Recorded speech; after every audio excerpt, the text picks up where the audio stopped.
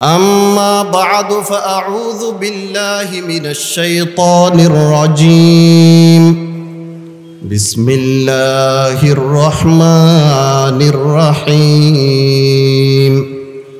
إن الدين عند الله الإسلام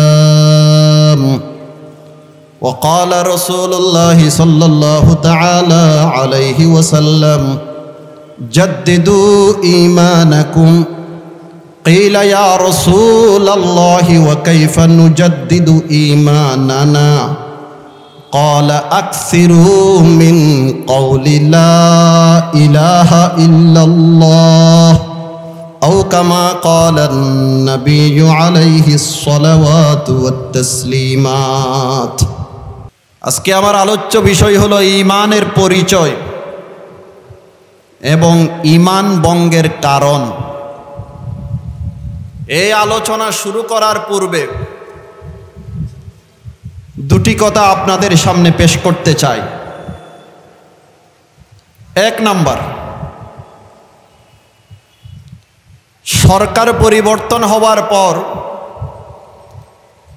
মানুষের মুখে একটা কথা আমরা শুনতে পাচ্ছি, সেটা হলো দেশ বদলাতে হবে।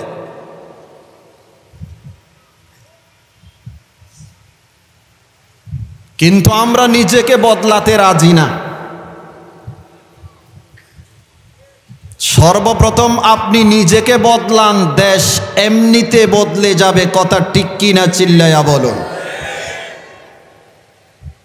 দেশ যদি বদলাতে চাই, আমি আর আপনি নিয়েই তো এই দেশটা। কথা ঠিক কিনা? আমরা যদি পরিবর্তন হয়ে যাই, আমরা যদি সংশোধন হয়ে যাই, দেশটা এমনিতে পরিবর্তন হয়ে যাবে।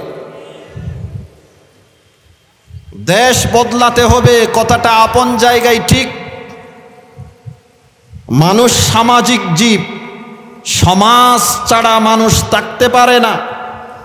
এই সমাজে সুখে শান্তিতে বসবাস করার জন্য সমাজটাকে আমাদেরকে উপযোগী করে তুলতে হবে।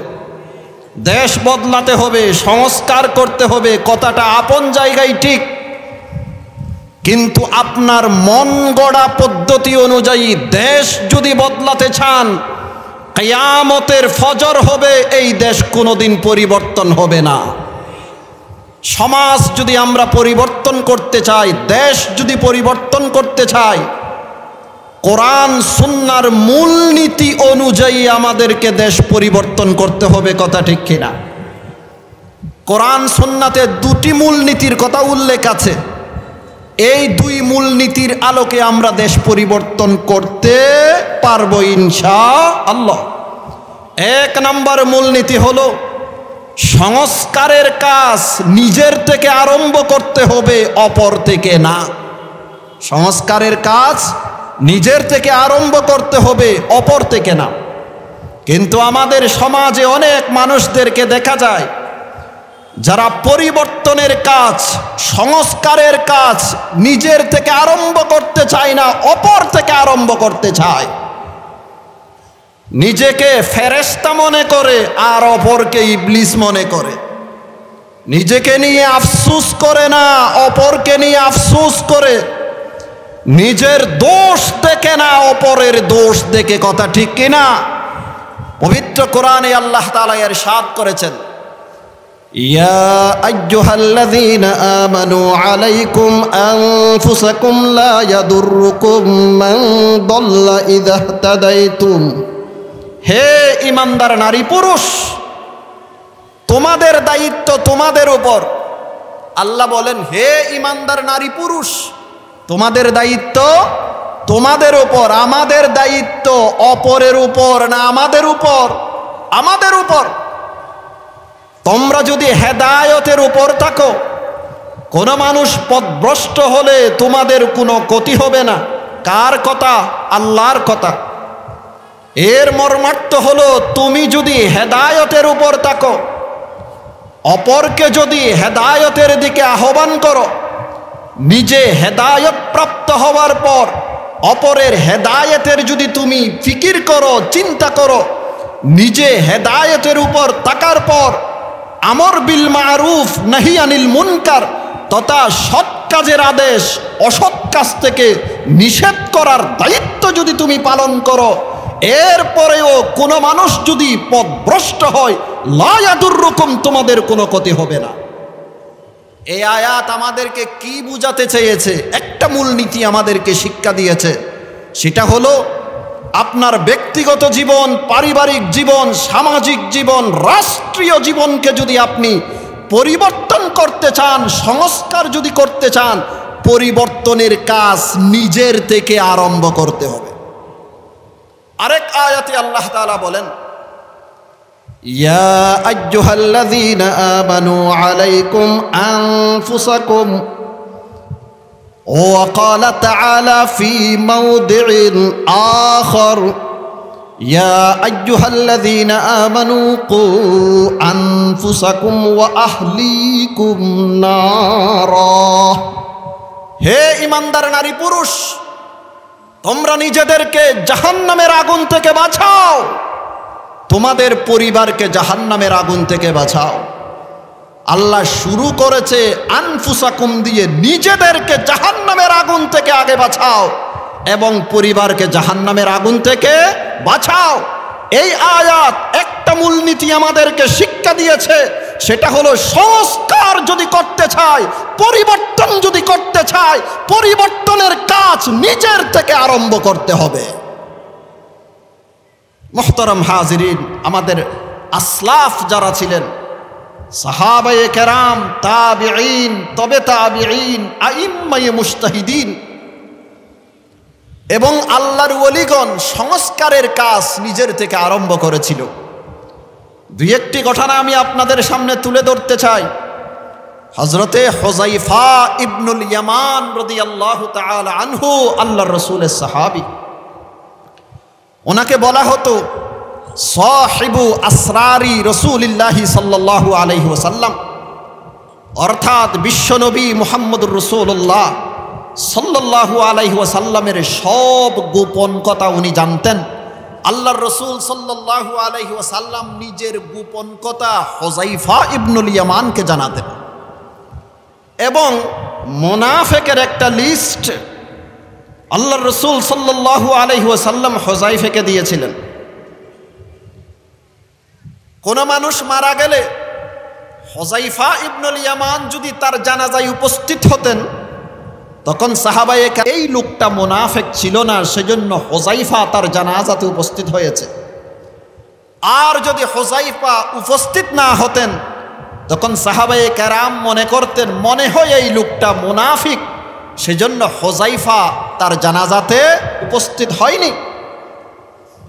একদিন ওমর ফারুক রাদিয়াল্লাহু তাআলা আনহু হুযায়ফা ইবনুল ইয়ামানের দরবারে এসে গিয়ে বললেন, হুযায়ফা, আপনার কাছে মুনাফিকের একটা লিস্ট আছে, যেই লিস্ট মুহাম্মদুর রাসূলুল্লাহ সাল্লাল্লাহু আলাইহি ওয়াসাল্লাম আপনাকে দিয়েছে, কষ্ট করে একটু দেখুন সেই লিস্টের মধ্যে আমি ওমরের নাম আছে কিনা। কে বলেছেন? ওমর ফারুক রাদিয়াল্লাহু তাআলা আনহু, যিনি দুনিয়াতে থাকতে জান্নাতের সার্টিফিকেট পেয়েছে। কথা ঠিক কিনা? হাদিসে আছে আবু বকর ফিল জান্নাহ ওয়া উমর ফিল জান্নাহ ওয়া উসমান ফিল জান্নাহ ওয়া আলী ফিল জান্নাহ। আবু বকর জান্নতি, ওমর জান্নতি, উসমান জান্নতি, আলী রাদিয়াল্লাহু তাআলা আনহু জান্নতি।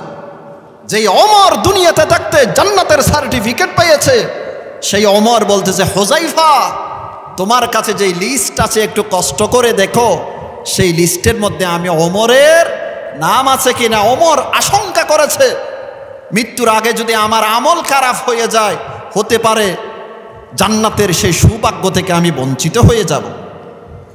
তার মানে সংশোধনের কাজ নিজের থেকে আরম্ভ করেছে কে? ওমর ফারুক রাদিয়াল্লাহু তাআলা আনহু। আর আমরা যদি ওমরের জায়গাতে হতাম, আমরা বলতাম লিস্টের মধ্যে আমার নাম তো থাকবে না, এটাই 100% সঠিক, কিন্তু অমুক অমুকের নাম আছে কিনা দেখো, অমুক অমুকের নাম আছে কিনা দেখো। সংশোধনের কাজ আমরা হলে আরম্ভ করতাম অপর থেকে, আর ওমর সংশোধনের কাজ আরম্ভ করেছে নিজের থেকে। দ্বিতীয় নাম্বার ঘটনা, হযরতে যুন্নুন মিসরি রাহিমাহুল্লাহু তাআলা বড় মাপের একজন বুজুর্গ ব্যক্তি ছিলেন। হাদিস জগতের সম্রাট ইমাম শামসুদ্দিন যাহাবী রহমতুল্লাহি আলাইহি সিয়ারু আলামিন নুবালা নামক কিতাবের মধ্যে ওনার জীবনে উল্লেখ করেছেন। ওনার একটি ঘটনা হলো জুন্নুন মিসরি রাহিমাহুল্লাহ, যে কোনো এক সময় ওনার শহরে বৃষ্টি বন্ধ হয়ে গেছে, যার কারণে শহরের মধ্যে দুর্ভিক্ষ দেখা দিয়েছে। মানুষ আল্লাহর দরবারে দোয়া করেছে, কিন্তু আল্লাহ বৃষ্টি বর্ষণ করেননি। লোকজন দৌড়ে গেল জুন্নুন মিসরির কাছে, গিয়ে বলল, হজরত আপনি আল্লাহর ওলি, আল্লাহর বুজুর্গ, আপনি একটু আল্লাহর কাছে দোয়া করুন, হতে পারে আপনার দোয়ার উসিলায় আল্লাহ তাআলা এই দুনিয়াতে বা আমাদের এই শহরে বৃষ্টি বর্ষণ করবেন। জুন্নুন মিসরি রাহিমাহুল্লাহ উত্তর দিয়েছে, ভাই আল্লাহ তাআলা বৃষ্টি বন্ধ করে দেন গুনাহের কারণে। আমি জরিফ চালিয়ে দেখেছি এই শহরের মধ্যে সবচেয়ে বড় গুনাহগার আমি জুন্নুন। এই শহরের মধ্যে সবচেয়ে বড় গুনাহগার আমি জুন্নুন।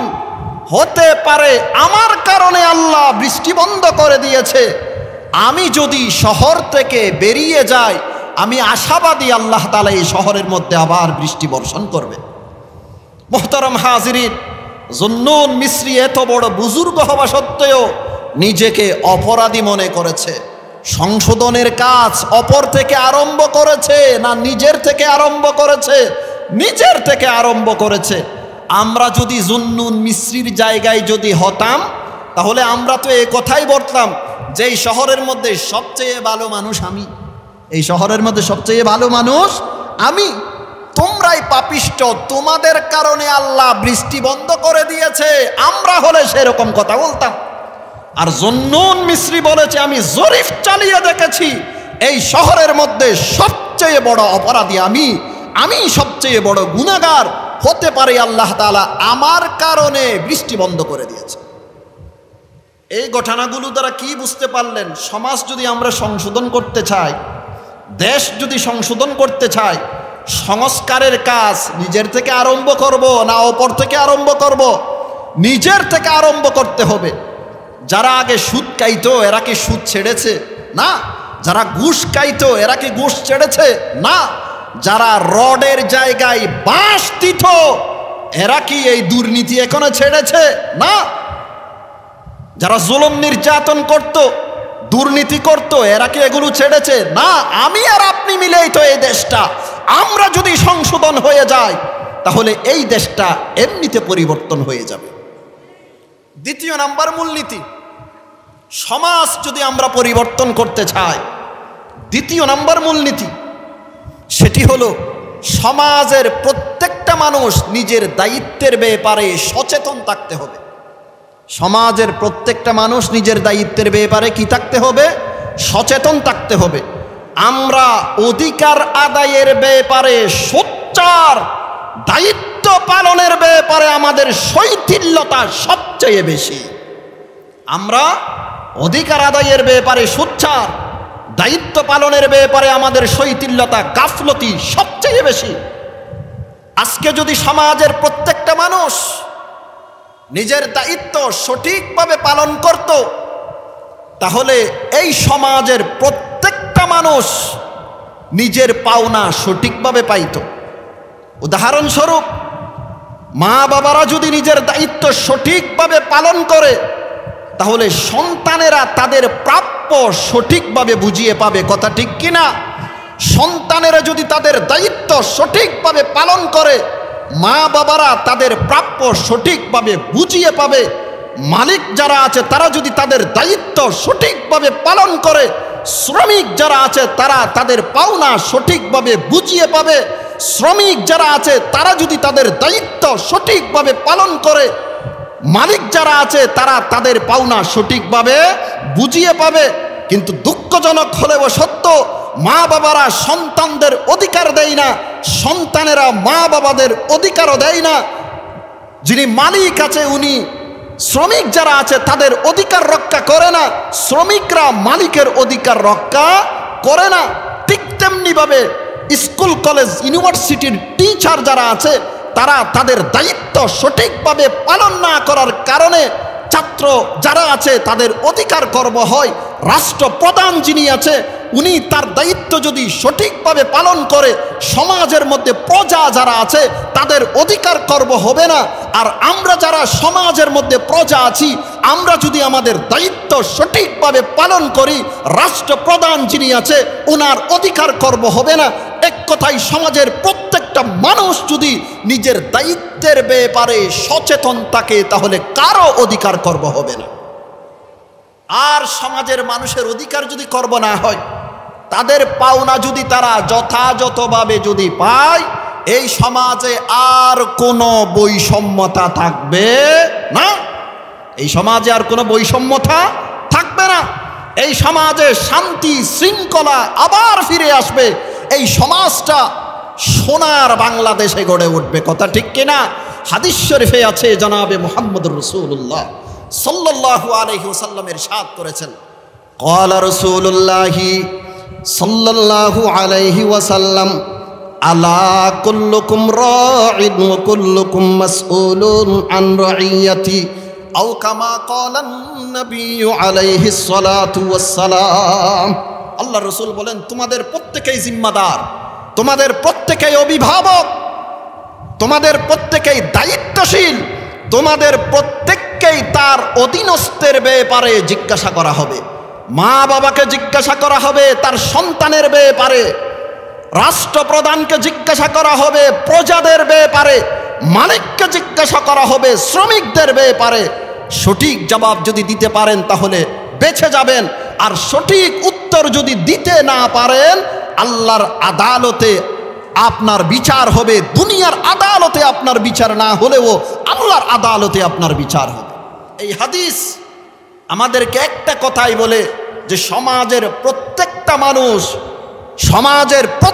মানুষ নিজেদের দায়িত্বের ব্যাপারে সচেতন থাকতে হবে যদি আমরা সমাজের মধ্যে সুখে শান্তিতে বসবাস করতে চাই, দেশ যদি আমরা পরিবর্তন করতে চাই। বলুন তো সমাজ যদি আমরা পরিবর্তন করতে চাই কয় মূলনীতির আলোকে পরিবর্তন করতে পারবো? 2 মূলনীতি। 1 নাম্বার হলো পরিবর্তনের কাজ নিজের থেকে আরম্ভ করতে হবে, আর 2 নম্বর মূলনীতি হলো সমাজের প্রত্যেক শ্রেণীর মানুষ এবং প্রত্যেক ব্যক্তি নিজের দায়িত্বের ব্যাপারে সচেতন থাকতে হবে। আল্লাহ পাক রব্বুল আলামিন এই 2 মূলনীতির আলোকে আমাদের সমাজকে পরিবর্তন করার তৌফিক দান করেন। ঈমান কাকে বলে? ঈমান ভঙ্গের কারণ কি? আমার সময় আছে মাত্র 5 মিনিট। ঈমান শব্দের অর্থ হলো নিরাপত্তা দেওয়া। ঈমান শব্দের অর্থ হলো বিশ্বাস করা। শরীয়তের পরিভাষায় ঈমান বলা হয়। আমাদের নবী মুহাম্মদুর রাসূলুল্লাহ সাল্লাল্লাহু আলাইহি ওয়াসাল্লামের উপর যেই দিন যেই শরীয়ত আল্লাহ নাজিল করেছেন সেই শরীয়তকে অন্তর দিয়ে বিশ্বাস করার নাম হলো ঈমান। ঈমান অনুযায়ী আমলের নাম হলো ইসলাম। মাথায় টুপি আছে, গালে দাড়ি আছে, শরীরে জামা আছে, এগুলোর নাম হলো ইসলাম। ঈমান ইসলাম উভয়টা যদি ঠিক থাকে আপনি প্রকৃত মুমিন, আপনার বাড়ি জান্নাত। উভয়টা যদি ঠিক না থাকে আপনি প্রকৃত কাফির, বিজাল ছাড়া কাফির, আর আপনার বাড়ি হলো জাহান্নাম। বাহিরে ফিটফাট, ভিতরে সদরঘাট, এটার নাম হলো মুনাফিক। তার স্থান হলো জাহান্নামের 3rd ক্লাসে, তার স্থান হলো জাহান্নামের 3rd ক্লাসে। একজন ব্যক্তি মুমিন হওয়ার জন্য মৌলিকভাবে 6টি বিষয়ের উপর ঈমান রাখতে হবে। কতটি বিষয়ের উপর? 6টি বিষয়ের উপর। 1 নাম্বার আল্লাহকে বিশ্বাস করা, 2 নাম্বার নবীগণকে বিশ্বাস করা, 3 নাম্বার হলো আউলিয়ায়ে কেরামদেরকে 3 নাম্বার হলো নবীগণের উপর যেই কিতাবাদি আল্লাহ তাআলা নাজিল করেছেন সেই কিতাবাদির উপর ঈমান আনা। 4th নাম্বার হলো ফেরেশতাদেরকে বিশ্বাস করা, আর 5ম নাম্বার হলো তাকদীরের ভালো মন্দকে বিশ্বাস করা। 6ষ্ঠ নাম্বার হলো পরকালকে বিশ্বাস করা। আপনি সব কিছুকে বিশ্বাস করলেন কিন্তু পরকালকে বিশ্বাস করেননি, সাথে সাথে আপনি বেঈমান হয়ে যাবেন। সব কিছু বিশ্বাস করলেন, ফেরেশতাদেরকে বিশ্বাস করেননি, সাথে সাথে আপনি বেঈমান হয়ে যাবেন। ঈমানের অর্থ কি সেটা আপনাদের সামনে তুলে ধরলাম। এবার ঈমান ভঙ্গের কারণ কি, শুধুমাত্র এক দুটি কারণ বলে আমার আলোচনা আমি শেষ করব। এক নাম্বার কারণ হলো আল্লাহ নিয়ে, রাসূল নিয়ে, আল্লাহর দ্বীন নিয়ে কেউ যদি কটূক্তি করে, গালিগালাজ করে, ঠাট্টা বিদ্রোহ করে, সঙ্গে সঙ্গে সে বেঈমান হয়ে যাবে। পবিত্র কোরআনে আল্লাহ তাআলা ইরশাদ করেছেন, কুল আবিল্লাহি ওয়া আয়াতিহি ওয়া রাসূলিহি কুনতুম তাস্তাহজিউন। হে নবী, আপনি বলে দিন, আল্লাহ এবং রাসূল, আল্লাহর আয়াত সমূহ নিয়ে তোমরা কি ঠাট্টা বিদ্রুপ করছো? শাইখুল ইসলাম আল্লামা ইবনে তাইমিয়া রাহিমাহুল্লাহু তাআলা আস-সারিমুল মাসলুল আলা শাতিমির রাসূল সাল্লাল্লাহু আলাইহি ওয়াসাল্লাম কিতাবে লিখেছে, কোন মানুষ যদি সিরিয়াসলি অথবা ঠাট্টা বিদ্রুপ করে আমাদের নবীর শান, মান, মর্যাদার উপর যদি আঘাত করে, ফাকদ কাফারা, সঙ্গে সঙ্গে সে কাফের হয়ে যাবে। সঙ্গে সঙ্গে সে কি হয়ে যাবে? কাফির হয়ে যাবে। শরীয়তের বিধিবিধান এগুলো নিয়ে যদি কেউ ঠাট্টা বিদ্রুপ করে, সাথে সাথে সে কাফের হয়ে যাবে। কোন মানুষ যদি বলে, বোরকাকে নিয়ে যদি কেউ ঠাট্টা বিদ্রুপ করে যে এটা হলো বেশ্যাদের লেবাস, এতে কি মুসলমান থাকবে? মুসলমান থাকবে। ঠিক তেমনি ভাবে তার টুপি ভালো লাগে না, কুকুরের মাথায় টুপি পরিয়ে দিল, কুত্তার মাথায় টুপি পরিয়ে দিল, এতে কি মুসলমান থাকবে? সাথে সাথে সে কাফের হয়ে যাবে। কোরআন ভালো লাগে না, কোরআনটাকে ডাস্টবিনে ফেলে দিল, ময়লা আবর্জনায় ফেলে দিল, এতে কি মুসলমান থাকবে? সাথে সাথে কাফের হয়ে যাবে। নাম্বার 2, ঈমান ভঙ্গের দ্বিতীয় নাম্বার কারণ, কোন মানুষ যদি সুনিশ্চিত হালালকে হারাম মনে করে এবং হারামকে যদি হালাল মনে করে, সঙ্গে সঙ্গে সে কাফের হয়ে যাবে। সঙ্গে সঙ্গে সে কাফের হয়ে যাবে। গরুর মাংস খাওয়া হালাল না হারাম? হালাল। এটাকে যদি কেউ হারাম মনে করে, সাথে সাথে কাফের হয়ে যাবে। শূকরের মাংস খাওয়া হালাল না হারাম? হারাম। এটাকে যদি কেউ হালাল মনে করে, সঙ্গে সঙ্গে কাফির হয়ে যাবে। সুদ খাওয়া হালাল না হারাম? ঘুষ খাওয়া হালাল না হারাম? হারাম। কেউ যদি এগুলোকে হালাল মনে করে, সেই যত বড় নামাজি হোক না কেন, সঙ্গে সঙ্গে সে কাফের হয়ে যাবে। 3 নম্বর, শরীয়তের অকাট্য কোনো বিধানকে, শরীয়তের অকাট্য কোনো বিধানকে যদি কোনো মানুষ অস্বীকার করে, সাথে সাথে সে কাফের হয়ে যাবে। যেমন নামাজ, রোজা, হজ, যাকাত কোরআন সুন্নাহ দ্বারা প্রমাণিত, এগুলোকে যদি কেউ অস্বীকার করে, সাথে সাথে সে কি হয়ে যাবে? কাফির হয়ে যাবে। কোরআন সুন্নাহ দ্বারা, শরীয়তের অকাট্য দলিল দ্বারা যেই সমস্ত আকীদাগুলো সংগৃহীত, তার মধ্য থেকে একটি আকীদা হলো আকীদায়ে খতমে নবুয়ত, তথা আমাদের নবী মুহাম্মদুর রাসূলুল্লাহ সাল্লাল্লাহু আলাইহি ওয়াসাল্লাম আখিরি নবী। আমাদের নবীর পর এই পৃথিবীতে নতুন করে আর কোনো নবীর আগমন হবে না। যদি কেউ নবুয়তের দাবি করে, সে ভণ্ড ব্যতীত আর কিছু হতে পারে না। মুহতারাম হাজিরিন, পৃথিবীর বিভিন্ন রাষ্ট্র কাদিয়ানী সম্প্রদায়দেরকে সরকারিভাবে মুসলিম ঘোষণা করেছে। সৌদি আরব, কুয়েত, কাতার, বাহরাইন, মিশর সহ বিভিন্ন রাষ্ট্র, বিভিন্ন প্রতিষ্ঠান তাদেরকে সরকারিভাবে মুসলিম ঘোষণা করেছে। আমরা চাই আমাদের এই বাংলাদেশের জমিনেও কাদিয়ানীদেরকে সরকারিভাবে মুসলিম ঘোষণা করতে হবে, করতে হবে, করতে হবে। এদেরকে যদি সরকারিভাবে মুসলিম ঘোষণা করা না হয়, আমাদের সমাজের সাধারণ মুসলমান যারা আছে, তারা ধর্মীয়ভাবে এবং সামাজিকভাবে বিভিন্ন বিপর্যয়ের সম্মুখীন হচ্ছে। 1 নম্বর বিপর্যয়, 1 নম্বর মুসিবত, সাধারণ মুসলমান যারা আছে তাদেরকে মুসলমান মনে করে তাদের বই পুস্তকগুলো পড়ে পড়ে বিভ্রান্ত হচ্ছে। 1 নাম্বার 2, সরকারিভাবে তাদেরকে মুসলিম ঘোষণা না করার কারণে আমাদের সমাজের সাধারণ মুসলমানেরা তাদেরকে মুসলমান মনে করেন এবং তাদের দাওয়াত কবুল করে তারা কাদিয়ানি হয়ে যাচ্ছে। নাম্বার 3, সরকারিভাবে তাদেরকে অমুসলিম ঘোষণা না করার কারণে সবচেয়ে বড় প্রবলেম যেটা, সেটা হলো তারা কাফের, আমরা মুসলমান। মুসলমানের সাথে কাফেরের সাথে কোনো বিবাহ হতে পারে না। আজকে সরকারিভাবে তারা অমুসলিম না হওয়ার কারণে সাধারণ মুসলমানেরা তাদেরকে মুসলমান মনে করে তাদের সাথে বৈবাহিক বন্ধনে আবদ্ধ হয়ে দিনের পর দিন, রাতের পর রাত, মাসের পর মাস, যুগের পর যুগ জিনা ব্যভিচার করে যাচ্ছে। কথা ঠিক কিনা? সেজন্য সুস্পষ্ট ভাষায় বলে দিতে চাই, পৃথিবীর বিভিন্ন রাষ্ট্র যেভাবে তাদেরকে সরকারিভাবে অমুসলিম ঘোষণা করেছে, আমরা চাই আমাদের এই বাংলাদেশের জমিনেও তাদেরকে সরকারিভাবে অমুসলিম ঘোষণা করা হোক। কথা ঠিক কিনা? চিল্লায়া বলুন। আল্লাহ পাক রব্বুল আলামিন উপদেষ্টা মহোদয়কে জনগণের আত্মার এই খবরটা বুঝার তৌফিক নসিব করুন। ওয়া আখিরু দাওয়ানা আনিল হামদুলিল্লাহি রাব্বিল আলামিন ওয়া সাল্লাল্লাহু আলা সাইয়্যিদিনা মুহাম্মদ ওয়া আলা আলিহি ওয়া সাহবিহি ওয়া বারিক ওয়া সাল্লাম।